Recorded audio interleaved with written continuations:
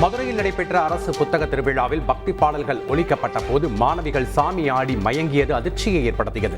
மதுரை தம்கம் மைதானத்தில் நடந்த தொடக்க விழாவில் பாரம்பரிய கலை நிகழ்ச்சிகள் நடத்தப்பட்டது. அப்போது பக்தி பாடல்கள் ஒளிபரப்பப்பட்டது. இதை கேட்ட மாணவிகள் திடீரென சாமி ஆட தொடங்கினர். உடனிருந்த மாணவிகள் அவர்களை பிடிக்க முயன்ற போதும் சாமி ஆடியவர்கள் மயங்கி விழுந்தனர். அரசு நிகழ்ச்சியில் பக்தி பாடல் போட்டது ஏன் என்று கேள்வி எழுப்பி பொதுமக்கள் அதிகாரிகளுடன் வாக்குவாதத்தில் ஈடுபட்டனர்.